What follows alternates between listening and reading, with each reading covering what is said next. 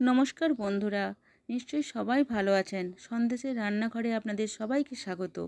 আজ আমরা নিয়ে হাজির হয়েছি শীতকালের এক অতি সুন্দর অতি সুস্বাদু রেসিপি পালং পনির নিয়ে। চলুন শুরু করি। যেহেতু আমরা এই সময়েই ভালো পালং শাক পেয়েছি, তাই আজকে এই রেসিপিটি। প্রথমে পালং শাকগুলি বেছে নিয়ে ভালো করে ধুয়ে সেদ্ধ করে নিয়েছি। সেদ্ধ হয়ে গেলে পালং শাকের জলটি ঝরিয়ে নিয়েছি। এরপর শাকগুলো মিক্সিং জারে দিয়ে তাতে 1 ইঞ্চি আদা, 4-5টি কাঁচা লঙ্কা এবং একটি বড় সাইজের টমেটো কুচিয়ে দিয়ে ভালো করে পেস্ট করে নিয়েছি। পেস্টটি হয়ে গেলে কড়াইয়ে সাদা তেল দিয়ে তেলটি গরম হয়ে গেলে আমরা পনিরগুলো ছেড়ে দিয়ে হালকা করে ভেজে ঈষৎ উষ্ণ গরম জলে একটু নুন দিয়ে ভিজিয়ে রেখেছি, যাতে পনিরগুলো ভেঙে না যায়।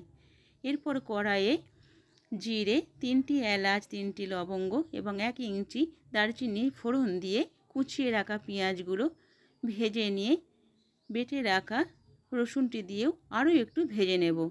ভাজা হয়ে গেলে আমাদের পেস্ট করে রাখা পালং শাকটি ঢেলে দেব।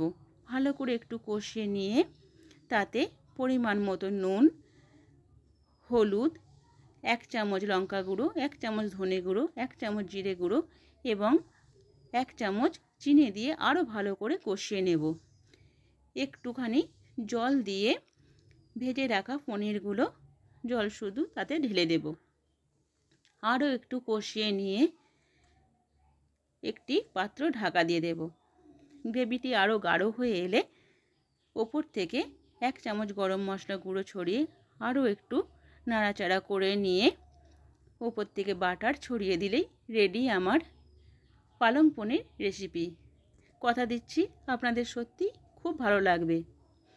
যদি আপনাদের রেসিপিটি পছন্দ হয়ে থাকে তাহলে আমাদের চ্যানেলটি সাবস্ক্রাইব করে পাশে থাকা বেল আইকনটি প্রেস করে দেবেন এবং আমাদের সঙ্গে থেকে লাইক, কমেন্ট এবং শেয়ার করে আমাদের যাত্রাপথের সঙ্গী হলে আমরা খুবই আনন্দিত হব। সবাই ভালো থাকবেন। নমস্কার।